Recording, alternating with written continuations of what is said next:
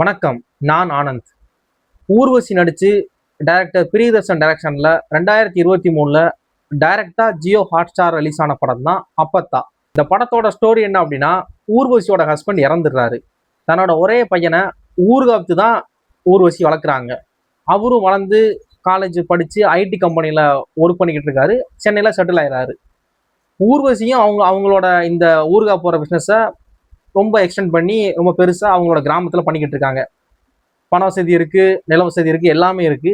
ஆனா பையனோட பாசம் மட்டும் கிடைக்கல. தனக்கு இருக்கக்கூடிய ஒரே ஒரு உறவு வந்து பையன் மட்டும்தான். பையனுக்கு வந்து அம்மா ஊர்கா போறதே பிடிக்க மாட்டேங்குது. ஒரு கட்டத்துல அம்மா மேலேயும் பெருசா பாசம் எல்லாம் போயிருது. அது ஏன் அப்படின்னா, ஸ்கூல் டைம்ல இருந்தே ஊர்கான்னு பையங்கள்லாம் கிண்டல் பண்ணி அவருக்கு அந்த ஊர்கா மேல ஒரு ஒரு வெறுப்பு வந்துருது. அதனால அம்மாட்ட பல முறை சொல்றாரு, ஊர்கா போடாத, இந்த வேலை வேணாம் அப்படிங்கிறப்ப அம்மா கேட்க மாட்டேங்கிறாங்க. ஏன்னா ஒரே வாழ்வாதாரம் இதான். அப்படிங்கிறப்ப அம்மா கேட்க மாட்டேங்கிறாங்கன்னு அம்மா மேல கோவம் வந்து பெருசா அம்மா மேல எந்த வித பாசமும் இல்லாம சும்மா என்னன்னா என்ன அந்த மாதிரி இருக்காங்க. ஆனா ஊர்வசி பையனோட பாசத்துக்காக ஏங்குறாங்க. இந்த ஊர்வசியோட அன்பு பையனுக்கு புரிஞ்சிச்சா புரியலையா அப்படிங்கிறது தான் இந்த அப்பத்தா. எனக்கு ஒரே ஒரு டவுட்டு தான், ஏன் இந்த படத்தை பெருசா செலிப்ரேட் பண்ணல நம்ம தமிழ் ஆடியன்ஸ் அப்படிங்கிறது தான். ஏன்னா இதே படம் மலையாளத்தில் ரிலீஸ் ஆயிருந்து வச்சுக்கோங்களேன், இந்த இன்ஃபுளுசர்ஸ் இருக்காங்களே ஆகா ஓகோன்னு கொண்டாடி இருப்பாங்க. இந்த படம் இப்படி ஒரு படம்லாம் மலையாளத்துல மட்டும் எடுக்க முடியும், ஏன் மலையாளத்துல மட்டும் வருது அப்படி இப்படின்னு இருப்பாங்க. ஆனா இங்க தமிழ்ல அதே மாதிரி கான்செப்ட்ல ஒரு படம் ரிலீஸ் ஆச்சுன்னா அந்த படத்தை பார்க்க மாட்டாங்க. இதுவே இந்த படத்தை மலையாளத்தை டப் பண்ணி விட்டோம்னு வச்சுக்கோங்க, கொண்டாடி தள்ளிடுவாங்க. அது என்ன, இது என்னடா லாஜிக் அப்படிங்கிற மாதிரி தான் இருக்கு இந்த படம்.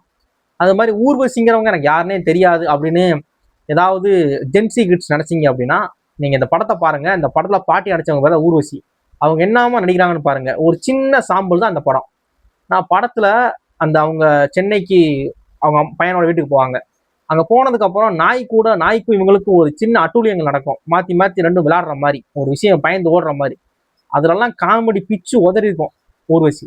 அதே மாதிரி அப்படியே கட் பண்ணா ஊர்வசி பையனோட பாசத்துக்கு ஏங்குவாங்க.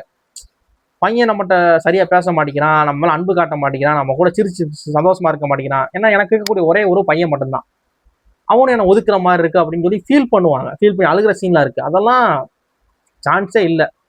அது மாதிரி இன்னொன்று சொல்லுவாங்க, இளமையில் வறுமை கொடிது, முதுமையில் தனிமை கொடிது அப்படின்னு. அந்த மாதிரி முதுமையில தனிமையா இருக்கிறது வந்து அவங்களுக்கு என்னதான் பண வசதிகள் இருந்தாலும், தன்னை சுத்தி நிறைய அவங்க கூட வேலை பார்க்குறவங்க எல்லாம் இருந்தா கூட தன்னோட பையன் தான் கூட இல்லை, தனக்கு தான் அன்பு காட்ட மாட்டேங்கிறாங்கிற ஏக்கம் அவங்களுக்கு நிறைய இருக்கு. அது இந்த படத்துல நல்லா தெரியுது. ரொம்ப நல்லா நடிச்சிருக்காங்க. அது மாதிரி அருள்தாஸ், இந்த அருள்தாஸ் வந்து நமக்கு நிறைய படங்கள்ல, இந்த பையா படத்துல, சாரி நான் மகனால படத்துல கடைசி ஒரு பெரிய ரவுடியா கம்பாயன்ல அவரு தான். அவரை தெரியும் எல்லாத்துக்குமே. அவரை பார்த்தீங்க அப்படின்னா நம்ம நிறைய படங்கள்ல வந்து ஒரு மோசமான ஒரு வில்லனா, ஒரு இரிட்டேட் பண்ற ஒரு போலீஸ் ஆஃபீஸரா நிறைய படங்கள்ல பார்த்துருக்கோம். இதுல பாத்தீங்கன்னா ஒரு out and out comedy character மாதிரி ஒன்று பண்ணியிருக்கிறாரு. அவரு வர சீன் எல்லாமே சிரிப்பு தான். அதுவும் காமெடியெல்லாம் உண்மையிலேயே நான் ரொம்ப என்ஜாய் பண்ணேங்க. அது ஏன்னு தெரியல, எனக்கு ரொம்ப அந்த காமெடியெல்லாம் பிடிச்சிருந்துச்சு. இந்த கீழே விழுகிறது மேலே விழுகிறது அந்த மாதிரி காமெடியெல்லாம் அந்த படத்துல நிறைய இருக்கு. நான் ரொம்ப என்ஜாய் பண்ணேன். அதுவும் அருள்தாஸ் போர்ஷன் மெயினா. மற்றபடி இந்த நாய்க்கும் ஊர்வசி அவங்களுக்கு இருக்கக்கூடிய அந்த ஒரு பாண்ட் ரொம்ப கிளியரா காமிச்சிருந்தாங்க. அம்மாவோட பாசம் மகனுக்கு புரிய மாட்டேங்குது, ஆனா அந்த நாய்க்கு புரியுது அப்படிங்கிறத டைரக்டர் ரொம்ப ரொம்ப பியூட்டிஃபுல்லா காமிச்சிருந்தாரு. அது உண்மையா சொல்லணும். ஓவரால் ரிவ்யூ என்ன அப்படின்னா, பெருசா கொண்டாடப்படாத படம் தான் இந்த படம். ஏன்னா இப்படி ஒரு படம் இருக்குன்னு தெரிஞ்சிருந்தா பெருசா கொண்டாடி இருப்பாங்க. அதெல்லாம் தெரியல எனக்கு ஏன் கொண்டாடப்படலை அப்படின்னு. நான் சும்மா ரேண்டமா ஹாட்ஸ்டார்ல சஜஷன்ல காட்டுச்சு. சரி ரைட்டு, இப்போ படத்தை பார்ப்போம், பார்த்து நல்லா இருந்த படம் வீடியோ போடுவோம் அப்படிங்கிற மாதிரி பார்த்தா படம் ரொம்ப சூப்பராக இருந்துச்சு. ஒரு ரொம்ப க்ளோஸ் டு ஹார்ட் மாதிரி, ரொம்ப படம் பார்த்ததுக்கு அப்புறம் ஒரு ஹாப்பி ஃபீல் தான் எனக்கு கிடைச்சிச்சு உண்மையிலேயே. நீங்க படத்தை பாருங்க, உங்களுக்கும் அந்த ஹாப்பி ஃபீல் கிடைக்கும். படத்தை பார்த்தவங்க கமெண்ட் பண்ணுங்க, பார்க்காதவங்க பார்த்துட்டு உங்களோட ஒப்பீனியனை மறக்காம ஷேர் பண்ணுங்க.